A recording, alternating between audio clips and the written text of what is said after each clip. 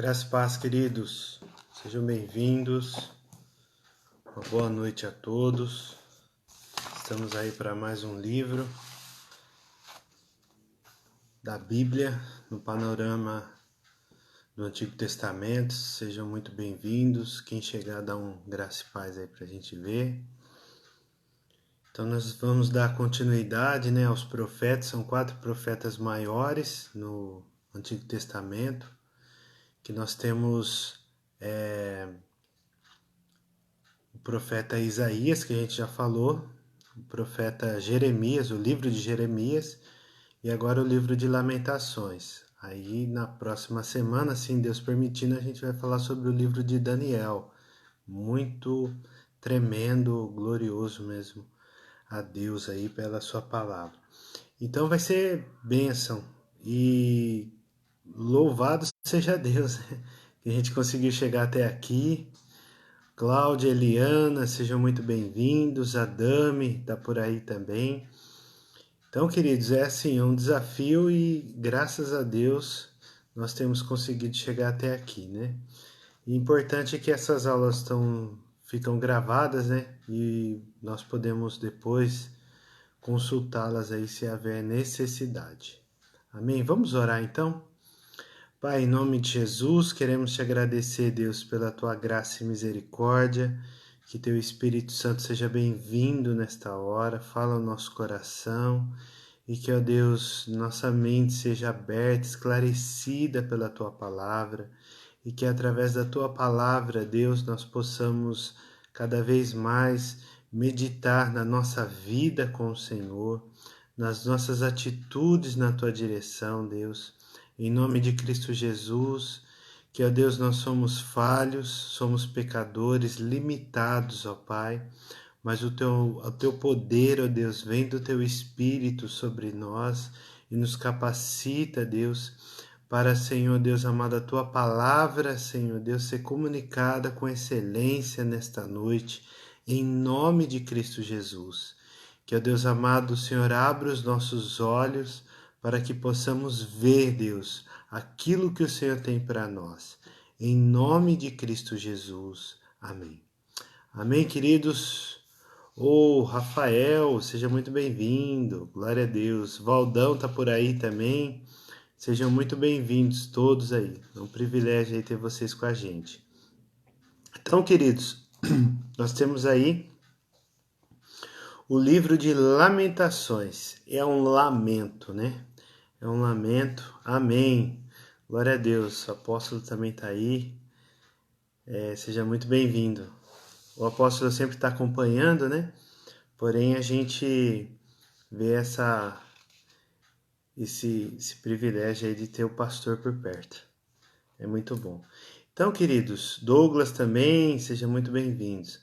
Então, queridos, o livro de Lamentações. Então, é um lamento, Um livro assim que, quando você lê, você fica meio impressionado, Com o sofrimento de tudo aquilo que eles viram, Assistiram. Então, o profeta Isaías e o profeta Jeremias são profetas do exílio. Eles presenciaram o exílio. Primeiro, o exílio assírio do Reino do Norte e depois o Reino do Sul, por sua vez aí, a vida de Jeremias, que assistiu tudo isso. Então foi uma coisa assim muito terrível para a nação. Mas foi uma forma que Deus usou para trazê-los novamente. Então, dentro de toda essa catástrofe, essa tragédia, Deus usou isso para a bênção. Então, nós vamos aprender aqui, em nome de Jesus. Vânia Borges, seja muito bem-vinda. Glória a Deus. Vanderleia também está aí. Louvado seja Deus. Então, queridos, segundo a tradição, foi Jeremias quem escreveu. Algumas bíblias já até colocam Lamentações de Jeremias, mas ele provavelmente foi organizado por outra pessoa, Então, Lamentações, mas a tradição diz que ele mesmo que escreveu. Então, essa agonia, da derrota, do cativeiro, a bênção. Então, escreveu esses poemas. Então, E esses capítulos, são só 5 capítulos, né, de Lamentações, mas esses capítulos, eles são organizados como poemas. E poemas acrósticos. O que significa acróstico? Acróstico é um poema de melhor fixação, né, para lembrar com mais facilidade, e tem as primeiras letras do alfabeto hebraico. Então tem 22 letras, né? Então cada frase, cada versículo, né, ou verso tem a sua origem ali dentro disso, dentro da primeira letra, né, do alfabeto vem cada versículo. Então, para vocês verem, o capítulo 1, capítulo 2, nós encontramos 22 versículos, são 22 letras, né, do alfabeto hebraico. No capítulo 3, nós encontramos 66, né? 66, eu vi um outro estudo que estava falando 63, acho que alguém colocou errado lá na digitação. Então é 66 mesmo. Então, por que 66 se é cada versículo uma letra? É que cada letra tem 3 versículos, então multiplicando dá o 66. O capítulo 4 também, 22 versículos, e o capítulo 5, ele tem 22 versículos, porém não é acróstico, não foi feito com cada letra, pelo menos, né, os estudiosos aí, os hebraístas, né, que estudam o hebraico, afirmam isso, e várias bíblias de estudo têm isso, essa informação, tá ok? Então isso daí é importante, esse poema, né, dessa tristeza, e ele é cantado também. Quando nós estudamos o livro de Ruth, ele é colocado junto, né, com os livros que são cantados nas festas, né, judaicas. Então Ruth, ele é mencionado na festa de Yom Kippur, então vários que estão ali. Então a Kátia, né, Graça e Paz, ela já até se identificou achando que ia sair também, né? Às vezes acontece, mas glória a Deus. Então, queridos, esse daí é importante a gente dizer, né? Que mais? Ele escreveu esses lamentos, né, aonde, né? Provavelmente na Babilônia, né? Provavelmente na Babilônia. Então, aí qual que é? Às vezes tem uma confusãozinha a respeito dos períodos. Então, a gente estudando um pouco mais ainda esse livro, a gente descobriu que este livro, Lamentações, esses poemas, né, eles têm a sua origem do cativeiro babilônico, lá em 586 aproximadamente. Então essa data foi onde que o templo foi destruído. Então acabou o templo lá em Jerusalém e não tinha mais nada. O povo pobre que não tinha, né, saído o primeiro exílio, né, dentro de Judá, eles foram na segunda. Então a primeira a gente vai encontrar onde? A gente vai encontrar em 2 Reis, capítulo 24. 2 Reis, capítulo 24, vai narrar ali a primeira ação da Babilônia dentro do reino de Judá. Então é um território considerável, né? Grande ali, a Karina também, seja muito bem-vinda. Então, louvado a Deus aí sobre cada pessoa que está aí junto com a gente. Então tem essa situação, né? Que eles foram. Então, primeiro, Valdelei, glória a Deus, graça e paz, Valdelei, seja bem-vinda. Então, aí nós temos essa segunda parte, essa primeira parte, que foi 10 anos antes. Então, mais ou menos em 597, aproximadamente, tá, queridos? Aproximadamente, ela tem Marcinha, seja bem-vinda, todo mundo chegando. Glória a Deus. Então, aí o que acontece? Foi em 2 Reis capítulo 24, tem a primeira, então o rei da Babilônia veio e pegou os líderes, pegou o rei mesmo de Judá e levou cativo. Só que aí ainda havia muita guerra entre os dois, como a gente falou semana passada, entre o Egito e a Babilônia. Então aí atrasou um pouco essa conquista de Jerusalém.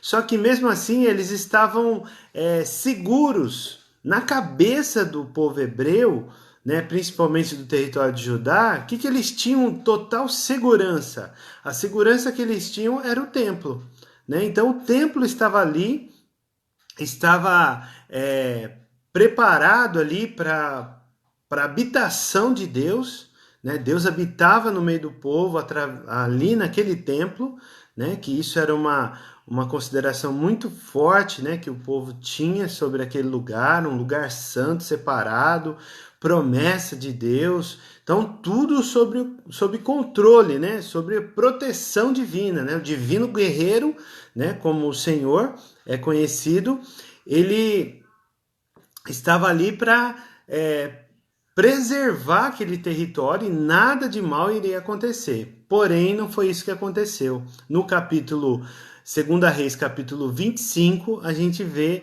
essa história, né, essa narrativa propriamente dita, de colocando ali, né, e destruindo. Já havia sido furtado, né, pelo povo babilônico, né, algumas coisas ali de Jerusalém, só que ali foi destruído mesmo e já não sobrou mais nada.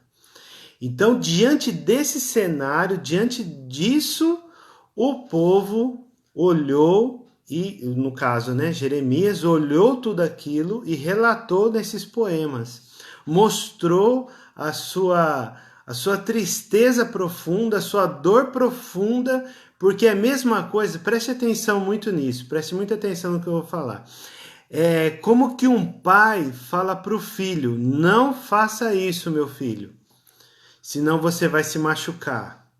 Não faça esse tipo de brincadeira, não use isso, não use aquilo, e advertindo e advertindo.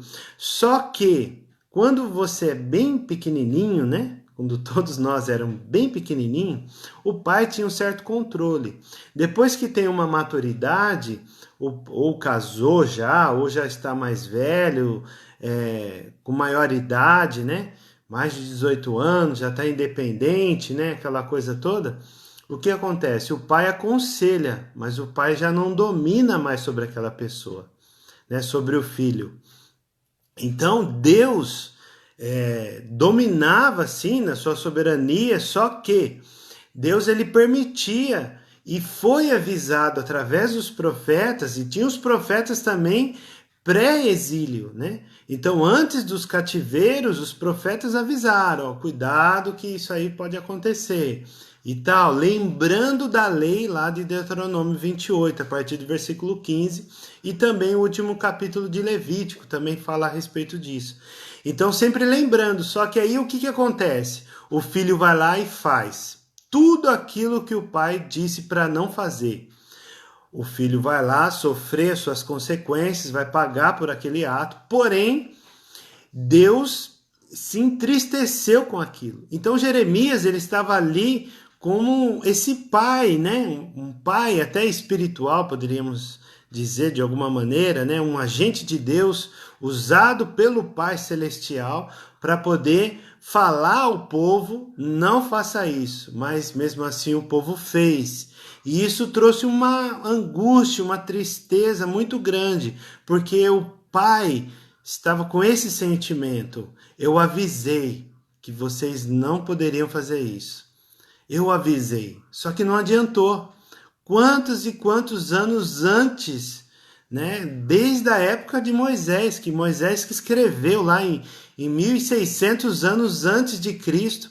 Então nós temos mais de 1000 anos atrás, Moisés avisando o povo: ó, se vocês não fizerem dessa maneira, pode ocorrer grande prejuízo para vocês. Mas mesmo assim, eles obstinados, teimosos, rebeldes, foram lá e fizeram tudo aquilo. Entende? Então, depois dessa queda de Jerusalém, que é lá em Judá, para expressar, né? Por que ele escreveu esse livro? Para expressar a angústia sentida pelos cativeiros, né? De judeus, né? Então, essa primeira parte lá de 2 Reis, né, capítulo 24, que a gente já mencionou aqui, que fala da liderança que foi cativa. E depois, no próximo capítulo, 2 Reis, eu não estou falando nem de Lamentações, mas só para vocês entenderem primeiro o contexto, né, para se situarem aí e entender qual que foi esse enredo aqui da narrativa, tá? Então aí o cerco também, uma curiosidade, em 2 Reis capítulo 25, a Bíblia diz que ficou mais de 2 anos, alguns afirmam 2 anos e meio, uns 30 meses mais ou menos, com aquela pressão do exército babilônico, que Deus chama Babilônia da espada do Senhor. Olha só que interessante isso, que Deus usou a espada, aquela nação inimiga, para vir e disciplinar, né? Vamos dizer assim, corrigir, né? O filho do Senhor, que é Israel, aqui nesse caso. Então ficou ali 2 anos, e ali a comida foi acabando, né? Foi uma fome que começou a se estabelecer ali, porque eles já não tinham aquela liberdade, eles estavam acuados, né? Eles estavam ali presos, estavam ali pressionados para que cedessem, né, o reino de Babilônia. Então o lamento era comum também no Antigo Oriente Próximo. Então lá naquela época, quando havia esses tipos de destruição, né, nas cidades lá daquela região, nos países daquela região, e existiam também esse lamento, tá? Então o livro também é dessa maneira acróstica, né? E a valorização e proteção que o templo proporcionava para eles. Então, esse é o pano de fundo, né? Vamos dizer assim, para a gente entender agora qual que é esses conceitos, né? Que Jeremias está expressando aqui, a sua dor, a sua angústia. É um livro, não é prazeroso, né? Lógico que não é prazeroso, mas dentro da história é importante a gente entender que ele faz muito sentido, né, daquela desobediência predita lá em Deuteronômio 28, a partir do versículo 15, que vai até o 68. Do 15 ao 68, nós temos isso. Então, queridos, a gente vê essa primeira parte, né? Lamentações é de uma ideia da dúvida e desespero aos judeus. Então, essa dúvida, será se Deus vai permitir exterminar o nosso povo? Então, a primeira dúvida que vem na cabeça do judeu exilado é essa, falar, lá em cima, lá no norte, já levaram tudo, se dispersou, acabou com tudo lá. E agora aconteceu nessa terra que tem o templo. Então quer dizer que Deus vai exterminar a gente. Será que acabou toda a esperança? Então a cidade de Jerusalém, a cidade santa, né? Era a única esperança que o povo de Israel tinha, mas estava ali nessa dúvida agora, diante dessa tragédia. Vai acabar tudo. Vai acabar tudo, né? Então foi esse sofrimento e arrependimento sentido pelos exilados. Então aqui ele expressa esses sentimentos, o que as pessoas estavam falando ali, né? E reconhecimento também tardio dos seus pecados. Eles reconheceram, por fim, né, que estavam errados.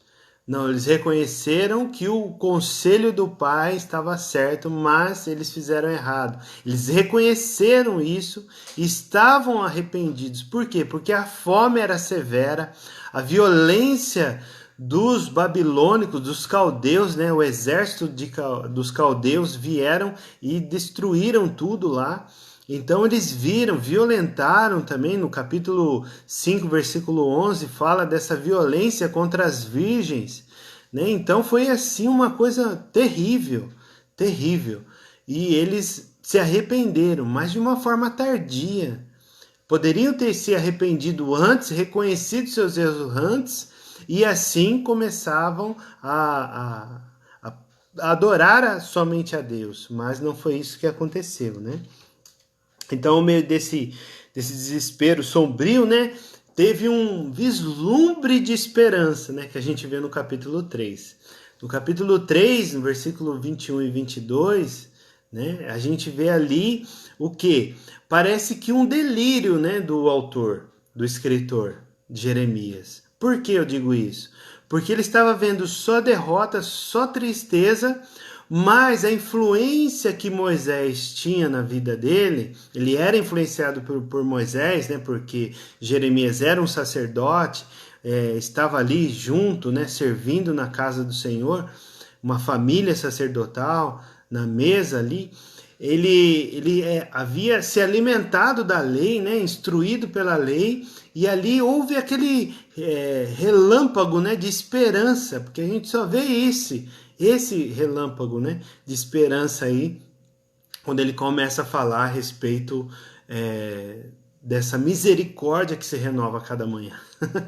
Então você imagina diante daquele cenário, daquela nuvem negra em cima, né, do povo e tudo dando errado, e ele olhou assim, com certeza, né, não tem como, né, não deixar de afirmar isso, foi o Espírito Santo que colocou no coração dele essa esperança, né, dentro desse lamento, e aí trouxe. Às vezes, né, aplicando um pouco para a nossa vida, o que acontece? Às vezes a gente sente isso.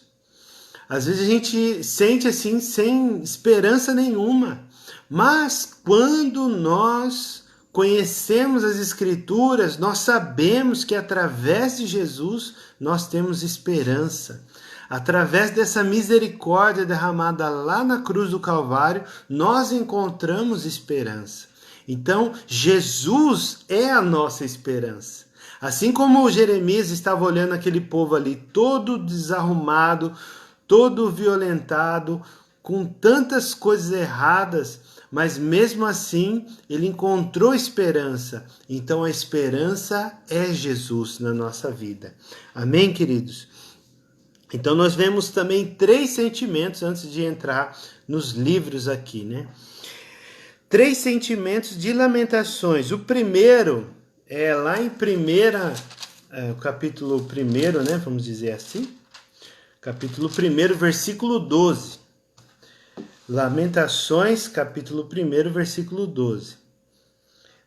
Aí quando se você, não sei se a sua Bíblia também é assim, né? Mas antes de cada versículo aqui, tem Aleph, né? Bet, Gmel, Dalet e assim por diante, né? Cada palavra, né? Ali do alfabeto hebraico, tá ok? Então, Lamentações capítulo 1, versículo 12 diz assim: Não vos comove isso a todos vós que passais pelo caminho? Atendei e vede se há dor como a minha dor, que veio sobre mim, com que me entristeceu o Senhor no dia do furor da sua ira. Então aqui ele está reconhecendo esse sofrimento causado pelo Senhor, porque ele tinha com certeza, né, essa consciência que Deus poderia livrar eles, né? Tanto os fiéis, né, uma curiosidade, porque existia um povo fiel lá dentro de Judá, né? Existia também um povo fiel lá no Reino do Norte, porém a fúria do Senhor veio sobre todos. Então você imagina hoje, né, dentro desse cenário da pandemia, quando um crente fiel a Deus vem a óbito, por exemplo. Ah, mas ele estava em pecado, tinha algum pecado oculto, por isso que aconteceu isso. Não. Quando a manifestação de Deus vem e a gente vê isso que está parando o mundo todo, é por causa de algum interesse de Deus de chamar a atenção, né, da sua igreja, de todas as pessoas. Mas a gente vê que isso cai sobre o justo e sobre o injusto. O sol está sobre os dois, entende? Então a gente não vai condenar aquele que se contagiou, por exemplo, por coronavírus. Ah, um pastor morreu por conta disso. Misericórdia, né? Mas dentro desses mais de 120 mil pessoas que faleceram por conta do Covid, você imagina que não tem lá um pastor, não tem um crente fiel lá no meio? E aí, o que você me responde? Aí quando nós olhamos para essas lamentações, nós encontramos isso. Não quero ser pessimista, mas o livro nos faz pensar dessa maneira, né? O livro nos faz pensar dessa maneira, tá ok? Então aqui ele está relatando no versículo 12 todo o sofrimento. E tem uma confissão, né, que eles reconheceram lá no capítulo 3, depois a gente volta, no versículo 40 a 42. Olha só o que o escritor de Lamentações está aqui confiando, né, reconhecendo, confessando isso. Esquadrinhemos os nossos caminhos, experimentemo-los e voltemos para o Senhor. Levantemos o coração juntamente com as mãos para Deus nos céus, dizendo: nós prevaricamos e fomos rebeldes, por isso tu não perdoaste. Então aqui é a confissão do povo que está dizendo a Deus. E também tem uma esperança, além daquela que é bem conhecida, né, que a gente já falou, lá do versículo 21, 22, né, 23 também. Mas a gente tem aqui no capítulo 5 também, no versículo 19.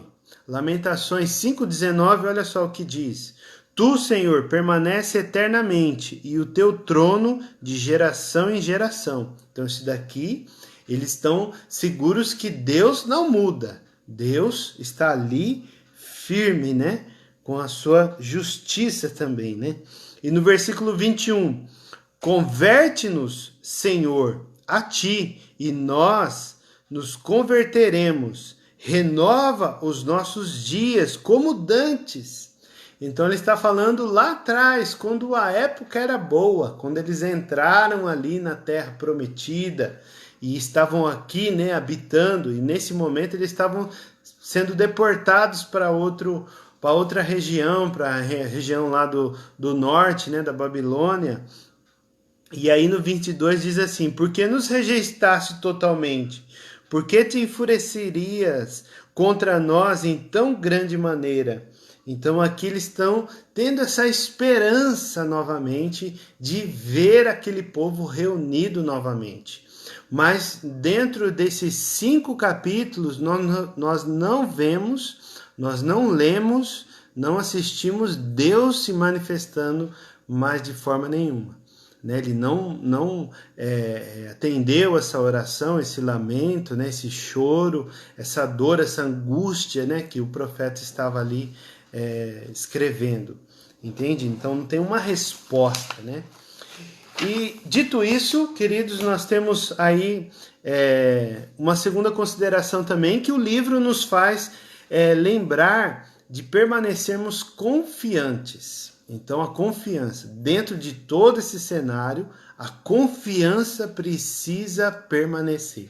A confiança precisa permanecer. Por quê? Porque para os exilados, o cativeiro babilônico parecia uma tragédia. Olha só que interessante isso daí. Com certeza, né? Perdeu tudo, perdeu terra, perdeu família, perdeu filhos, passou por fome, sofrimento, tudo isso.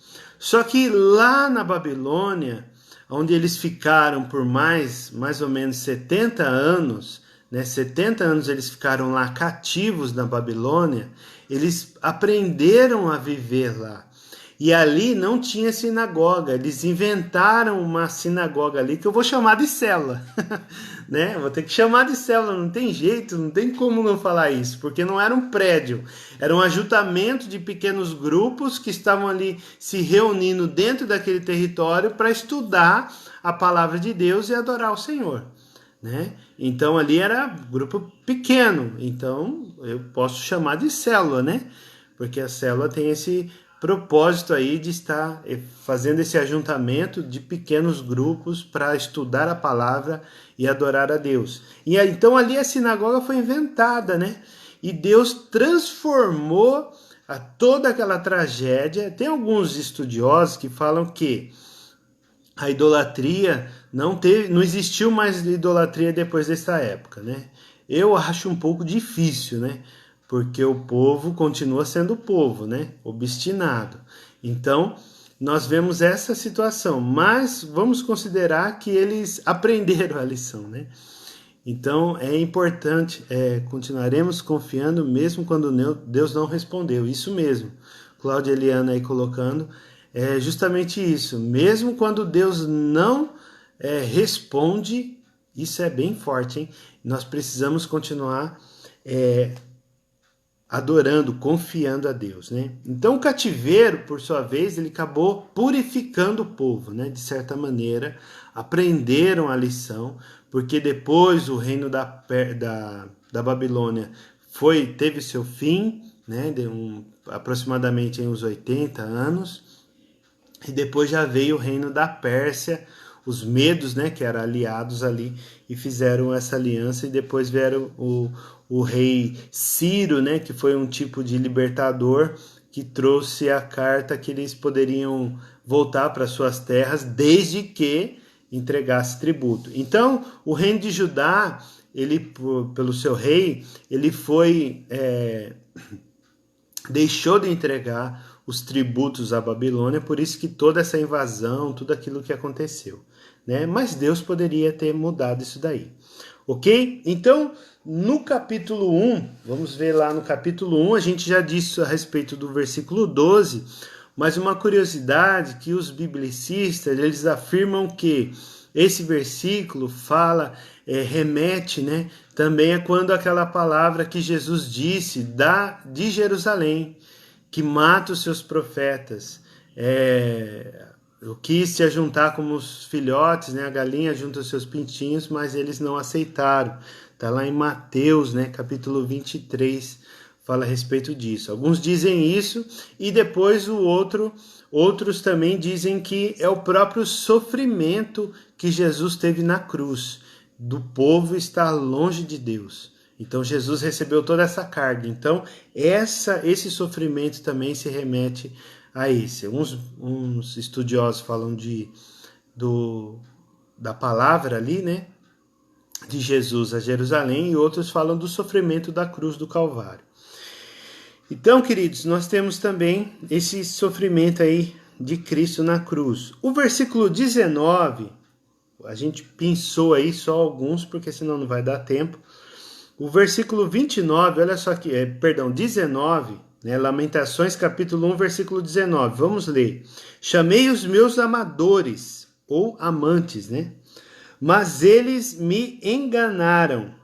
Os meus sacerdotes e os meus anciãos expiraram na cidade, enquanto buscavam para si mantimento, para refrescarem a sua alma. Quem são esses amadores ou amantes, dependendo da sua tradução aí? Quem são eles? Eles são os aliados de Judá. Então eram os povos vizinhos que se ajuntavam com eles para impedir alguma invasão, né? Unir forças, né? Lembra do vassalo que a gente já estudou, né? Então, mais ou menos assim. Então, esse povo, por sua vez, ele juntou força ali. Só que com essa investida da Babilônia, eles mudaram de lado. Então, aí se uniram ao exército adversário para destruir Jerusalém. Olha só que ironia, né? Esses amantes, lembra que a gente falou semana passada, né? Ainda nem entramos no livro de Oséias, mas a gente lembra bastante, porque o profeta é muito incisivo, né? E Deus usou a vida dele daquela maneira. Então os babilônicos, os egípcios, os sírios também foram aliados nos dias de Jeremias. Depois você pode conferir isso lá em 2 Jeremias 18, 19, 2 Jeremias 18 e 19, e no capítulo 22, versículo 20 e 25. 22, 20 e 25 a gente vai ver esses aliados, né? E também Ezequiel também tem, ok? No capítulo 2, a queixa, né? A queixa e o apelo de Sião. Então, a queixa e o apelo de Sião, de Jerusalém. Então, o divino guerreiro se torna inimigo. Então, o próprio Deus que eles estavam cultuando se tornou inimigo, entre aspas, aí, do próprio povo, que depois veio e trouxe toda essa correção, né? Então, o escritor, ele exorta a clamar a Javé. Então, para que o povo pudesse clamar a Javé por essa misericórdia. Então, o Senhor usou esses invasores né, para destruir o templo. Então, olha, é uma coisa assim que a gente pensa, por quê? Porque o templo foi a promessa dita lá em Davi, no rei Davi, depois o seu filho Salomão, que foi usado por Deus para construir e fez toda aquela maravilha, né? Um castelo, porque não era mais tenda, era um lugar, um edifício ali de cultuar, né? O templo que Salomão construiu, então toda aquela nobreza, aquela pompa, aquele ouro, e tudo isso foi destruído. Por que, Deus? Né? Muita gente pode perguntar, né? Por que que isso está acontecendo comigo? Então Deus ele fez isso porque ele não estava mais aceitando aqueles sacrifícios inúteis lá dentro do templo. Olha, começou a apertar, né? Porque lá o que aconteceu? O povo ia lá adorar a Deus com suas ofertas de libações, sua oferta queimada, tudo aquilo que eles ofereciam ao Senhor lá, principalmente nas festas, só que tinha um sincretismo religioso. Existia um sincretismo porque eles ofereciam a Deus, adoravam a Deus, guardavam as festas, santificava a festa, né, no caso, no sábado, tinha a santificação do sábado também, as festas solenes, obedeciam tudo, porém o sincretismo estava muito permanente. E do que? Das religiões ali. E alguns dizem que também por causa de Manassés, né, que foi um dos últimos reis ali, durante 55 anos, né, que trouxe todo esse prejuízo aí para eles. Então nós temos essa situação. Então por isso que Deus destruiu. Falou, não serve esse templo. Hoje na igreja, né, do Novo Testamento, vamos dizer assim, da nova aliança em Cristo, o que acontece? Nós não ligamos tanto, né? É lógico que nós amamos, né, estar reunidos ali como igreja, adorando a Deus no culto, isso é fantástico. Mas, por exemplo, se a igreja, da época que eu estou na Igreja Batista Nova Aliança, ela mudou de endereço 3 vezes, né, do Jardim Brasil, lá na Cândido Portinari e agora aqui na Luiz Bento, né, Ferreira. Esqueci o nome. Bento Ferreira Luiz. Então, esses 3 endereços. Só que assim, a gente não ficou com aquele negócio lá, aquele saudoso lá do Jardim Brasil, por exemplo. Saudoso porque foi uma época boa, mas não que aquele lugar é um lugar especial e só ali Deus se manifesta. Estão entendendo? Só que lá no Antigo Testamento, quando isso aconteceu com o templo lá em Jerusalém, foi uma tragédia para eles.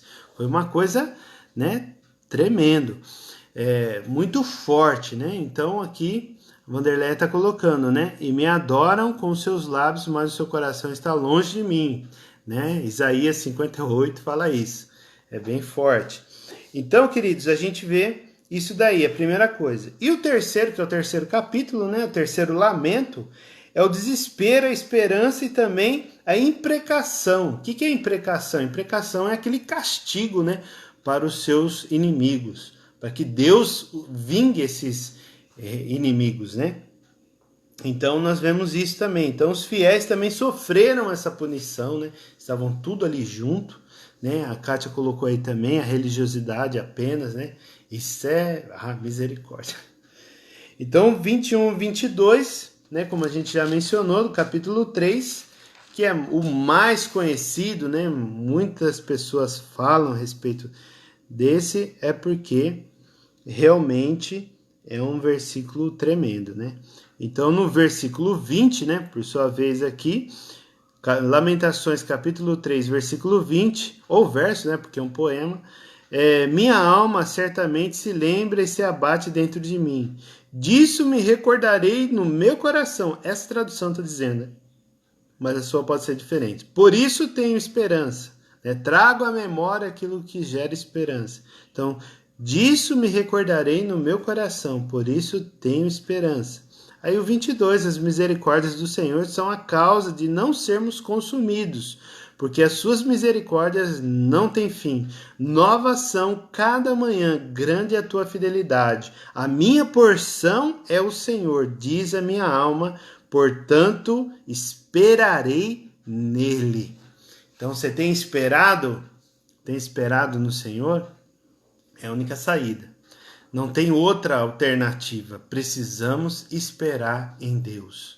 Esperar a Deus sinalizar, esperar Deus mostrar a sua verdade. É como Jesus falou, né? O Cláudio e Eliana tá colocando aí, onde adorar, né? No templo ou no monte? Adorar em verdade e espírito, né?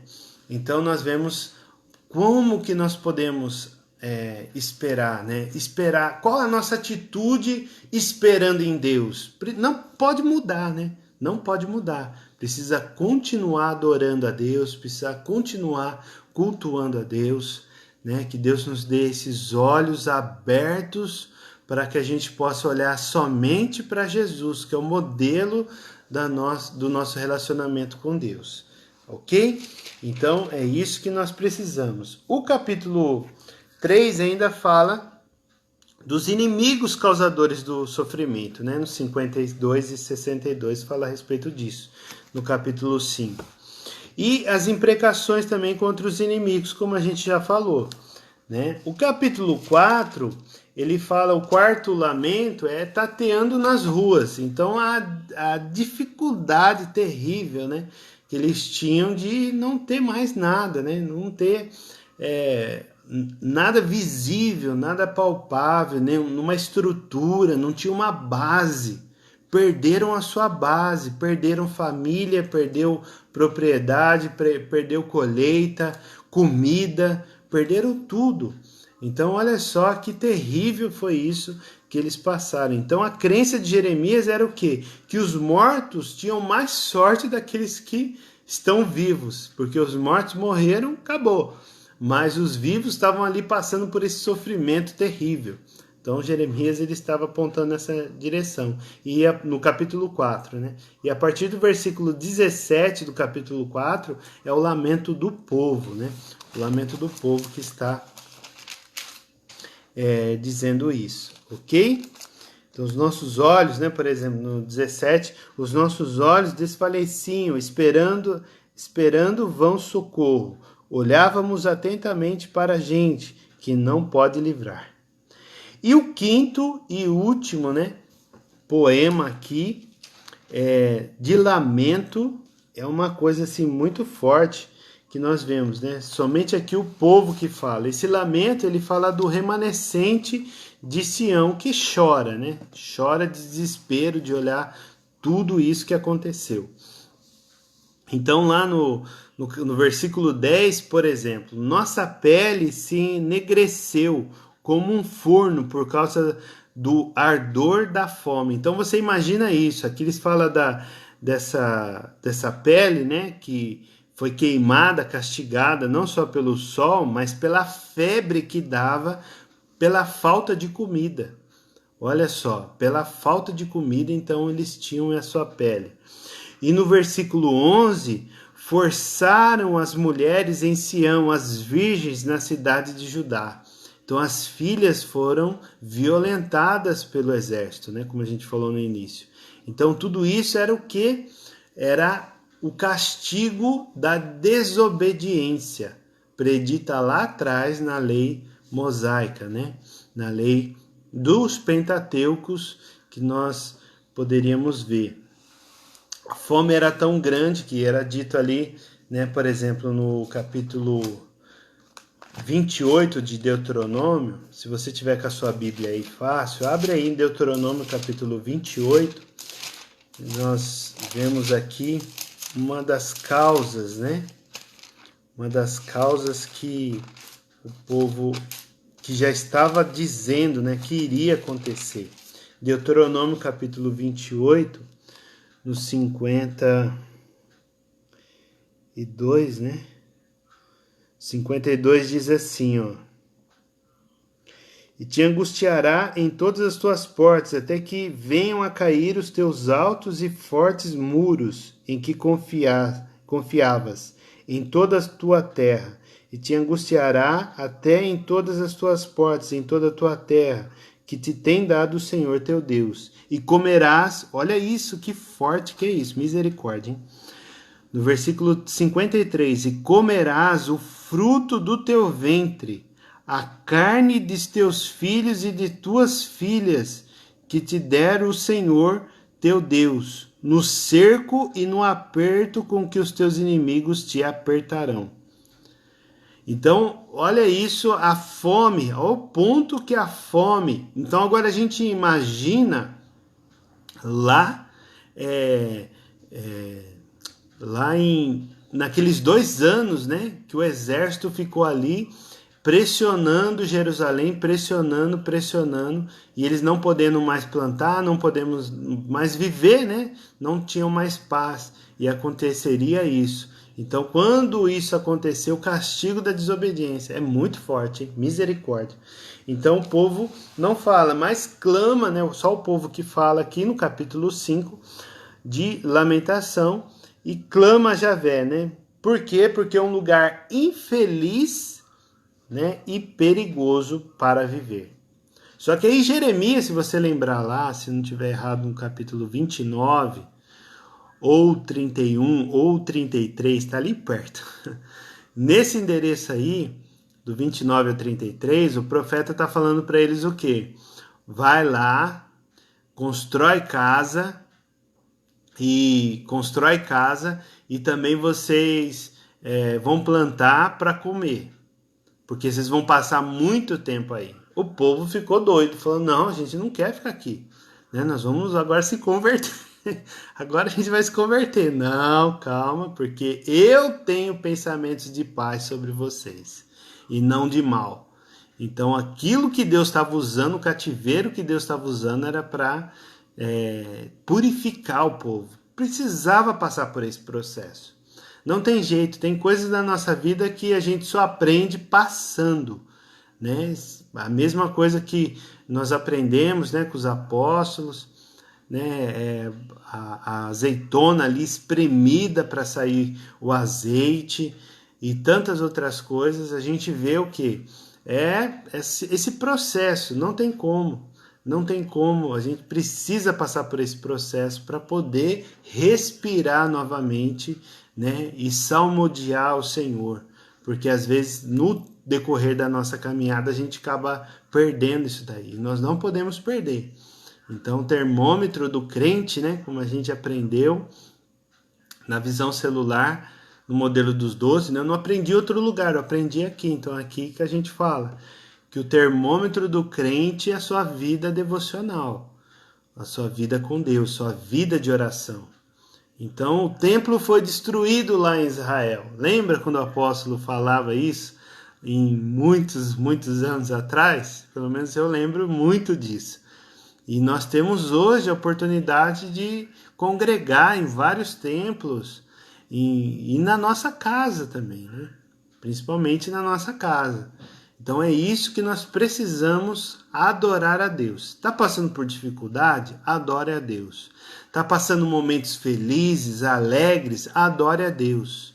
Está passando por momentos de ansiedade, do futuro incerto, né, da preocupação? Adore a Deus. Então tudo na nossa vida precisa ser uma devoção a Deus. Precisa ser um relacionamento, como a Kátia está colocando aí, né? Íntimo com o Pai. E que Deus, ele quer isso. Por isso que ele mandou o filho dele. Porque mandou Abraão, começou o pai da fé. Mandou antes, né? Noé, tantas outras pessoas. O rei Davi, né? Quiseram um rei, colocaram Saul lá, não deu muito certo. Tinha a época dos juízes. Todo esse povo, Deus colocou Moisés como libertador do povo de Israel, e todas essas pessoas importantíssimas na história, mas ninguém se compara a Jesus. Então Jesus Cristo, o nosso Senhor e Salvador, é Ele que vai proporcionar esse relacionamento saudável com Deus, porque não existe outro, né? Como a sunamita, né, Vanderlei está colocando aí. Tudo vai dar certo, desde que seu coração esteja inclinado para Deus. Amém, queridos? Então essa é a palavra, esse é o livro, esse é o estudo, né, o panorama.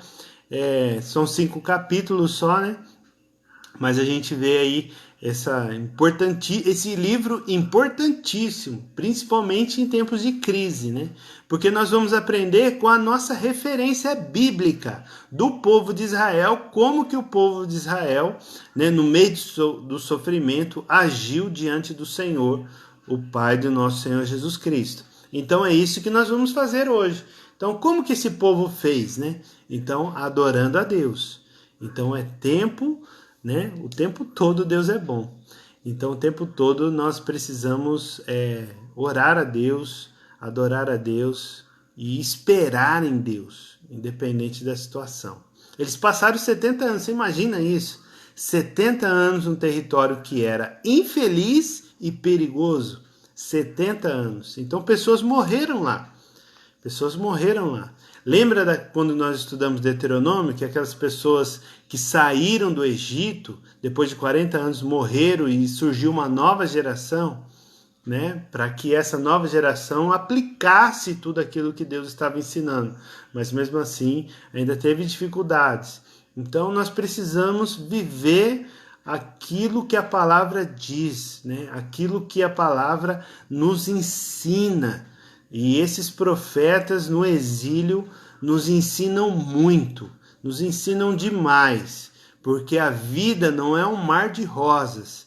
Nós temos tribulações, nós temos dificuldades. Alguns dos nossos irmãos são perseguidos hoje. Mas quando olhando para Jesus, nós encontramos esse espírito de fortaleza, esse espírito de temor, de fé, de confiança, né? Esse espírito de conhecimento, né, de conselho, espírito de sabedoria, de entendimento, vem sobre nós quando nós olhamos, quando nós estamos, né, em Cristo, né? Assim como a apóstola sempre fala, ela brinca ainda nas pregações dela, nas palestras, né, em tudo que ela já ministrou, que a gente vai lembrando agora, né, falando aqui, é quando ela diz assim que a pessoa tá crente, né? O ciclano tá crente hoje, hein? O ciclano tá crente ali, ó, tá crente em Deus. E a gente precisa ficar assim. Então, quando o apóstolo Paulo fala em Cristo, quer dizer isso. Quando você está olhando para Jesus, sua vida vai bem no seu interior, no seu emocional, na sua fé. Mesmo que ao redor não seja essa realidade. Mas está sempre olhando para Jesus. Amém? Louvado seja Deus, continue orando por nós. Semana que vem nós temos um livro aí bem intrigante, né? Que é o livro de Ezequiel. Tem muita figura de linguagem, tem muita coisa ali que foi colocada, né, no livro para poder explicar, né, todos os sinais de Deus ali. O Jeremias também tem, né? Isaías também tem, mas Ezequiel é um livro assim que eu já li várias vezes e muitas vezes eu fiquei com dúvidas, mas nesse panorama aqui a gente vai tentar esclarecer o máximo possível. Amém, queridos? Espero que vocês na próxima semana estejam com a gente e Deus seja louvado. Continue orando por nós, né? E que eu estou orando por vocês para que o Espírito Santo comunique a sua palavra. Amém? Vamos orar? Pai, em nome de Jesus, queremos te agradecer, Deus, por esse tempo tão rico e precioso, Pai, de estarmos aqui compartilhando aquilo que o Senhor disse na sua palavra e que, ó Deus amado, o Senhor traga fortaleza sobre nós, que o Senhor traga, Deus, essa perspectiva de olhar somente para o Senhor, independente da nossa situação, Deus, que nós possamos encontrar nas Tuas Escrituras esperança para a nossa vida, esperança para essa vida abundante, que nós possamos viver dias felizes, prazerosos na Tua presença, Deus. Em nome de Cristo Jesus, abra os nossos olhos espirituais para que nós possamos continuar no propósito de sermos cristãos, te adorando, Deus, e fazendo a Tua vontade, Pai. Em nome de Cristo Jesus. Amém e amém. Amém, queridos? Deus abençoe. Saudade de vocês estar lá na sala de aula e fazendo perguntas, mas na esperança em Deus que esse dia vai chegar, nós continuamos aqui fazendo a cada dia. Glória a Deus. Deus abençoe a todos que estiveram aí com a gente. Um beijo no coração, graça e paz.